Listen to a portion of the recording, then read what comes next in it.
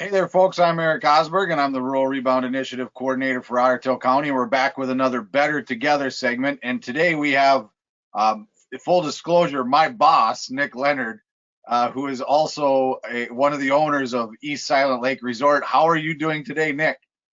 I am doing excellent because I'm finally getting out of an office and enjoying the beautiful sun and fresh air. I've been waiting for this for months, so I'm in my element right now. And what is it that you folks are doing there at East Silent Resort? I am in my full waders. We're in the middle of installing docks, so this is the ritual every year. You get to put in docks and you get to take them out every fall, and I'd much rather be putting them in. So that's what we're doing. That's all right. So one of the biggest questions we've gotten at Otter Tail Lakes Country Association from the folks that follow along has, are resorts open?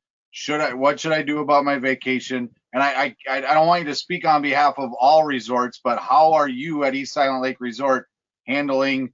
Are we open? Aren't we open? Are there special protocol that you have in place for guests? What are you telling your guests right now?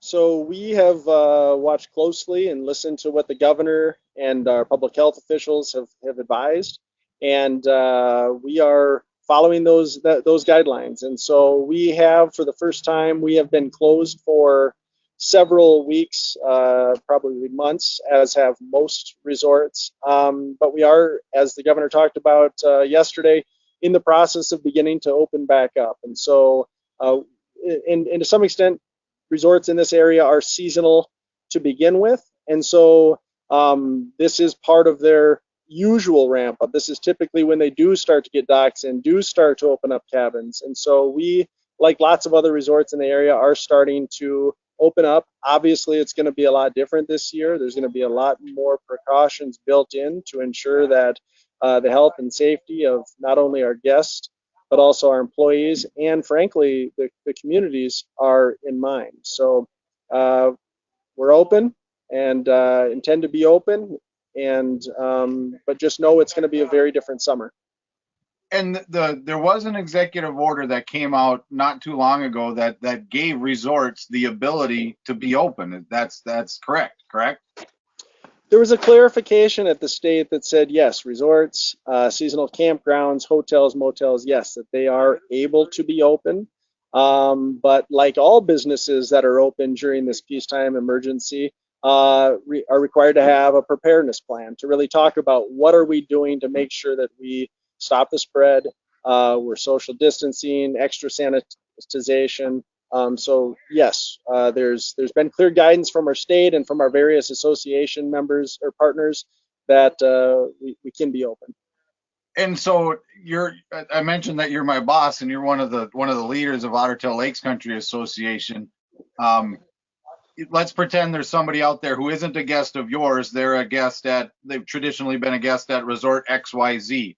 What advice would you have folks who A, have a long-standing relationship with a resort, or B, are looking for a vacation this summer for the first time? What should folks be doing to plan a getaway, I guess?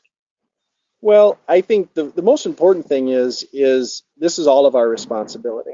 The resorts, the hotels, the campgrounds in this area, they can do everything perfectly, exactly how they're supposed to do it, but it really is going to be a team effort. So it's not just the responsibility of those owners, but it's also the responsibility of those guests. First and foremost, if you're not feeling well, if you've been ill or you're concerned about exposure, don't go on vacation. There will be other opportunities for vacation. So the first thing is, and what I hear a lot of resorts talking about, is they're trying to be really flexible with their cancellation policies and moving those reservations to future dates. So that's the first thing that I'm hearing, is that they want to make sure that everybody's working together on this and being thoughtful from the beginning. And then the next thing is really, what are the things that you can and can't do? So I hear a lot of resorts talking about what activities have we done in the past that maybe we can't do this summer? What are the types of things that we've always done, and maybe we can do them a little differently with good social distancing? just the whole check-in and check-out process for a lot of resorts. What I'm hearing them saying is they're going to move to a much more digital check-in and check-out. There's not going to be that that usual kind of over-the-counter exchange. And frankly, that's really disappointing for lots of the owners and guests, because these are relationships that have been built up over decades.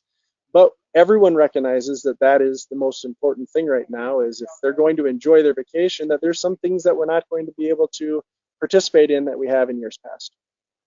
All right. Well, it looks like Andy needs your help, so I'll let you go. I have one more thing before you go. Anything else that you think is important? And as an employee of Otter Tail County, but also as a member of Otter Tail Lakes Country Association, also as a resort owner, is there any one thing or two things that you want to make sure that folks out there know?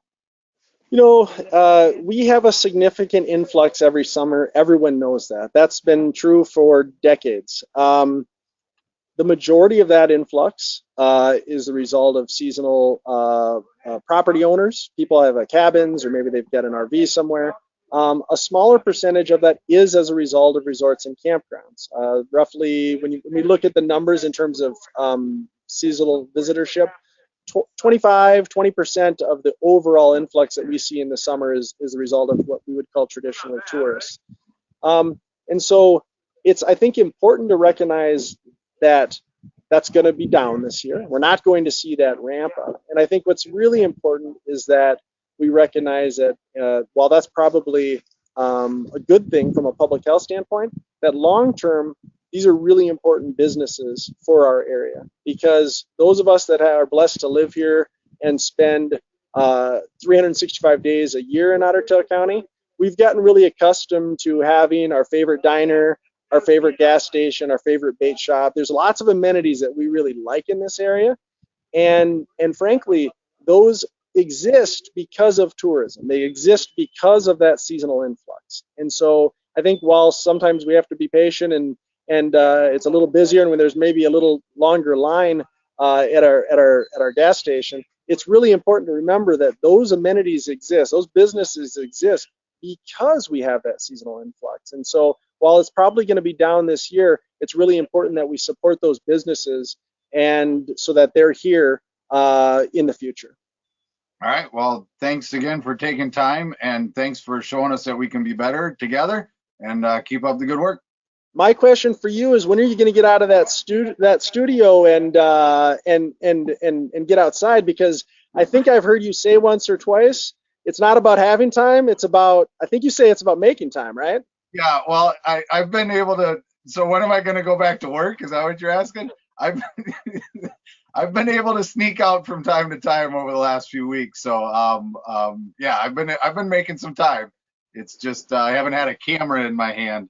I've just been maybe a cell phone or two. All right, get out this weekend and catch some fish. All right, see ya.